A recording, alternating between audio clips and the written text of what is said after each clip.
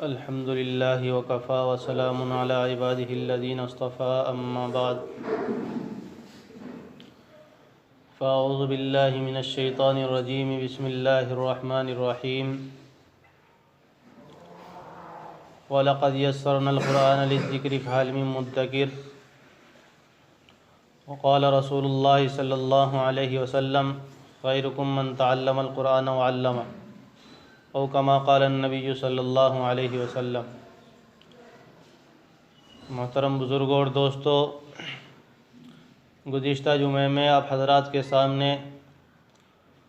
क़ुरान करीम की फ़ज़ीलत, अज़मत,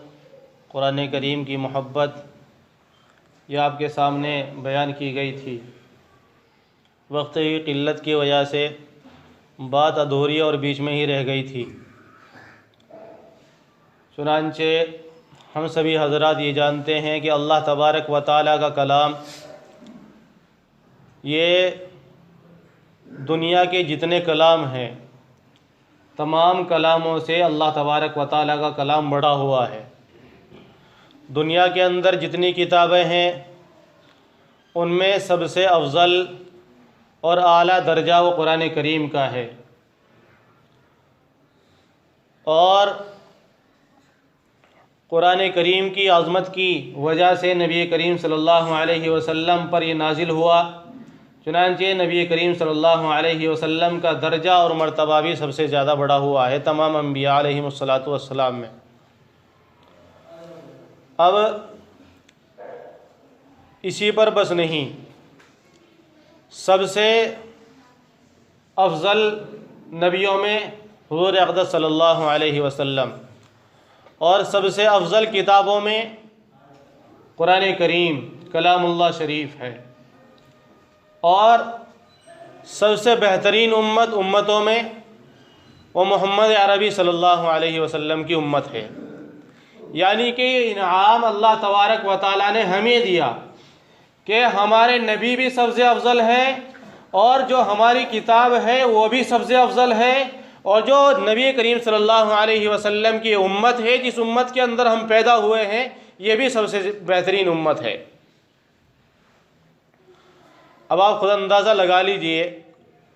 कि जब अल्लाह तबारक व तआला ने हमारे साथ में इतना अच्छा सलूक किया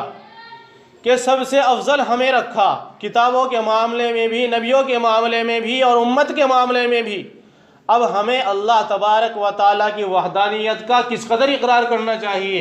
और नबी करीम सल्लल्लाहु अलैहि वसल्लम की अज़मत व मोहब्बत के पेश नज़र उनकी अहादीस को किस तरीक़े से और कितनी मेहनत के साथ में अपनी ज़िंदगी के अंदर लाना चाहिए। यकीनन ये कुरान करीम, ये वही कुरान करीम है कि कुफ़ार मक्का, मुशरिकीन मक्का ज़ाहिरी एतबार से और बातिनी एतबार से इसकी मुखालफत कर रहे हैं। कोई ये कह रहा है कि ये गढ़ा हुआ कलाम है, कोई ये कह रहा है कि जो आदमी इसको सुनाने वाला है, जिसके ऊपर ये नाजिल किया गया है, वो कोई साहिर है या मजनून है, कोई जादूगर है या शायर है। ये अल्लाह तबारक व तआला की तरफ से उतरा हुआ कलाम नहीं है। लेकिन उसके बावजूद कुफ़ार मक्का का हाल ये था। आप कुरान करीम की जाज़िबियत देखिए, कुरान करीम का मिठास देखिए और कुरान करीम की हलावत देखिए कि कुफ़ार मक्का, मुशरिकीन मक्का कि जो रात दिन इसी दर पे लगे रहते थे कि किसी तरीक़े से नबी करीम सल्लल्लाहु अलैहि वसल्लम का ख़ात्मा करना है और जो उनके ऊपर ईमान लाने वाले हैं उनका ख़ात्मा करना है। लेकिन उसके बावजूद जब रातों को सहाबाए किराम रिज़वानुल्लाहि ताला अलैहिम अजमईन मसाजिद के अंदर, घरों के अंदर कुरान करीम को पढ़ा करते थे, तो वही कुफ़ार मक्का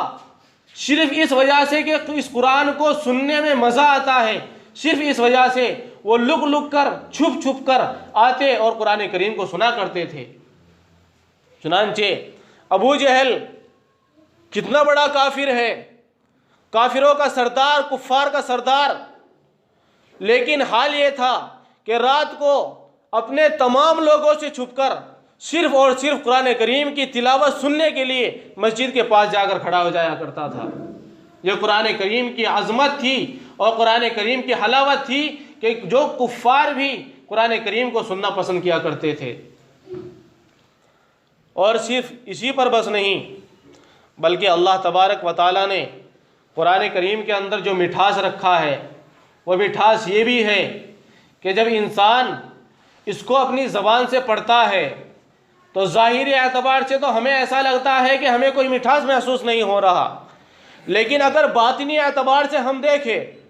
तो यकीनन अल्लाह तबारक व तआला की अज़मत और अल्लाह तबारक व तआला की मोहब्बत इसके अंदर जो होती है वो दिल के अंदर इतना मिठास पैदा करती है, इतना मिठास पैदा करती है कि इंसान उसका यकीन नहीं कर सकता। इसकी एक मैं छोटी सी मिसाल देता हूँ कि कुरान करीम को पढ़ने में कम मज़ा आता है, कुरान करीम को सुनने में कम मज़ा आता है, कुरान करीम को देखने में कम मज़ा आता है, कुरान करीम को हाथ में उठाने में कम मज़ा आता है। अब मिसाल समझिए, मिसाल के तौर पर एक बंदूक की गोली है, उस बंदूक की गोली को अगर हम वैसे ही अपने हाथ से फेंकें तो जो असर वो बंदूक की गोली बंदूक के अंदर करती वो असर नहीं करेगी। हम उसको अपने हाथ से फेंक रहे हैं तो वो असर उसका नहीं होगा जो बंदूक के अंदर होना चाहिए था। इसी तरीके से हम उसी बंदूक की गोली को किसी गुलेल वगैरह के अंदर चलाए तो जब भी उसका वो असर नहीं होगा जो असर होना चाहिए था, और उसी गोली को हम बंदूक के अंदर चलाते हैं तो उसका असर वो होता है जो असर उसका होना चाहिए था। इसी तरीके से इसकी मिसाल है कि हमारे दिल में अल्लाह तबारक व तआला की अज़मत हो, अल्लाह तबारक व तआला की मोहब्बत हो, नबी करीम सल्लल्लाहु अलैहि वसल्लम की मोहब्बत हो, और उस वक्त में हम कुरान करीम की किसी आयत को पढ़ें तो उसका मिठास और उसकी जो हलावत होगी वही यकीनन हमारे दिल के अंदर महसूस होगी। हम जिस तरीके से गुनाह कर रहे हैं ज़बान के एतबार से, कानों के एतबार से, हाथ और पैरों के एतबार से, आँखों के एतबार से, यही वजह है कि कुरान करीम का मिठास हमारे दिलों के अंदर से ख़त्म हो गया। वरना इसी तरीके से जिस तरीके से वो गोली किसी दूसरी चीज़ के अंदर जाकर असर नहीं कर रही है, इसी तरीके से कुरान करीम की जो आयात हैं वो हमारे दिल के अंदर असर नहीं कर रही है। बल्कि हज़रत अनस रज़ी अल्लाह तआला अन्हु से मरवी है कि जब इंसान कुरान करीम पढ़ता है तो कुरान करीम पढ़ने की वजह से उसके दिल पर जो सिया धब्बा लगा हुआ होता है वो दूर हो जाता है, ख़त्म हो जाता है। बल्कि फरमाया कि सबसे बेहतरीन ज़िक्र अल्लाह तबारक व तआला की इबादत के लिए तरह तरह के ज़िक्र अज़कार किया जाते हैं, तस्बीहात पढ़ी जाती हैं, लेकिन अल्लाह तबारक व तआला की इबादत सबसे बेहतरीन नमाज में है। और नमाज की जो इबादत सबसे ज़्यादा बढ़कर है वो सिर्फ इस वजह से कि नमाज में भी कुरान करीम पढ़ा जाता है, कुरान करीम की तिलावत होती है। आदमी कुरान करीम पढ़ रहा है, सबसे बेहतरीन ज़िक्र है,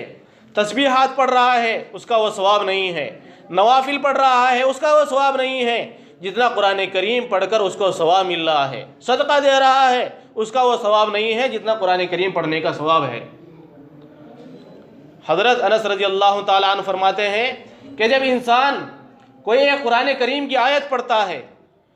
तो अल्लाह तबारक व तआला उसके दिल पर जो सियाही होती है उसको ख़त्म कर देते हैं।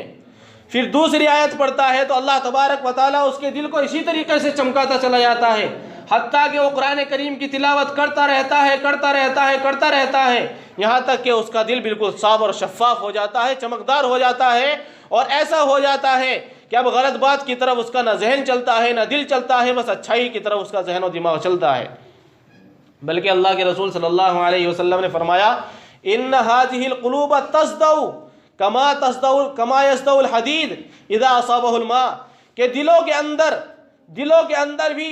इसी तरीके से जंग लग जाता है, इसी तरह दिल जंग आलूद हो जाता है जिस तरीके से लोहा जंग आलूद हो जाता है।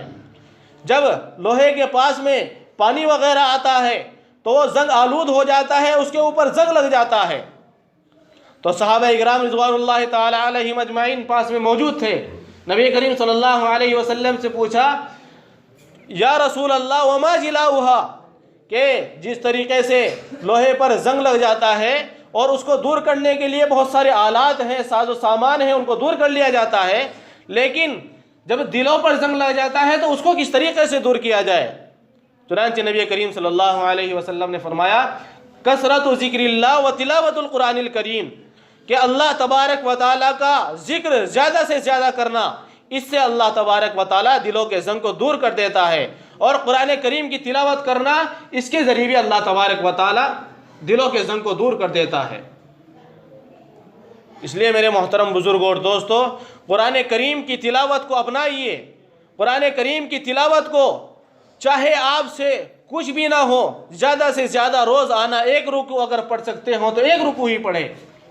हज़रत शेखुल हिंद साहब का मैंने एक मरतबा किस्सा सुनाया था, तकरीबन 4-5 महीने हो गए होंगे, जुमे के दिन ही, जब हज़रत शेखुल हिंद साहब रहमतुल्लाह अलैह माल्टा की जेल में थे, तो उस वक्त में उन्होंने बहुत गौर तदब्बुर किया, गौर व फिक्र किया कि आखिर क्या वजह है, मुसलमान तबाही के दहाने पर क्यों हैं, मुसलमान जिल्लत व खारी की तरफ क्यों जा रहे हैं, मुसलमान क्या वजह है कि पसपा होते जा रहे हैं, नीचे की तरफ जा रहे हैं, आखिर क्या वजह है। चुनांचे हज़रत शेखुल हिंद साहब जब वहाँ से आ गए और आने के बाद में एक दिल के ऊपर बहुत ज़्यादा गम था, बहुत ज़्यादा एहसास था कि आखिर क्या वजह है। जो शेखुल हिंद साहब के शागिर्द थे, उन्होंने पूछा कि हज़रत, जब से आप जेल खाने के अंदर से आए हैं तो हम देख रहे हैं कि आप बहुत ज़्यादा मायूस हैं, बहुत ज़्यादा चुपचाप हैं, खामोश है, आखिर इसकी वजह क्या है। चुनांचे शेखुल हिंद साहब ने कहा कि मैं इतना जेल के अंदर रहा हूँ, मैंने ये गौर किया है कि मुसलमान जिल्लत और रुसवाई के अंदर क्यों जा रहे हैं, और उसकी वजह मैंने ये निकाली है कि इस वजह से कि एक तो ये कि मुसलमान आपस में नाइत्तिफाक़ी का शिकार हो चुके हैं, आपस में मुसलमानों के अंदर इत्तिफाक नहीं रहा, आपस में दुश्मनियाँ बढ़ गई, नफ़रतें बढ़ गई, अदावतें बढ़ गई, आपस में चुगलखोरियाँ बढ़ गई। एक तो इस वजह से मुसलमान जिल्लत और रुसवाई के अंदर मुब्तला हो गए हैं। दूसरी वजह यह है कि मुसलमानों ने कुरान करीम की आज़मत को छोड़ दिया है, कुरान करीम की तिलावत को छोड़ दिया है। अगर मुसलमान इन दो चीज़ों को अपना ले, यानी कि आपस में इत्तिफाक पैदा कर ले, मुखालफतों को ख़त्म कर दे, दुश्मनियों को ख़त्म कर दे और कुरान करीम की तिलावत करनी शुरू कर दे, तो मैं गारंटी के साथ कह सकता हूँ, शेखुल हिंद साहब फरमाते हैं कि मैं गारंटी के साथ कह सकता हूँ कि मुसलमान आज भी ऐसे ही हो सकते हैं जैसे पहले थे। वअंतुमुल आलौना इन कुंतुम मुमिनीन, कि जिस तरीके से पहले सरबुलंद थे, आज भी मुसलमान इसी तरीके से सरबुलंद हो सकते हैं। चुनांचे फिर फरमाया कि अब मेरा मिशन यही है,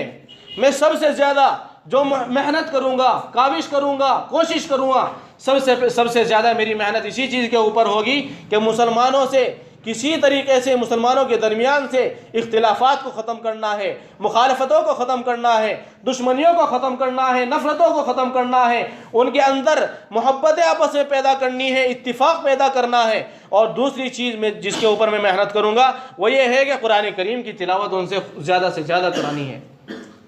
इंशाअल्लाह हम सब ये अहद लेकर यहाँ से उठे कि इंशाअल्लाह हम चाहे एक आयत हो, 2 आयत हो, एक रुकू हो, एक पारा हो, आधा पारा हो, इंशाअल्लाह हम में से जो कुरान करीम पढ़े हुए हैं, हम इंशाअल्लाह कुरान करीम की तिलावत रोज़ाना करेंगे भाई, इंशाअल्लाह। वाखिरु दावाना अल्हम्दुलिल्लाह।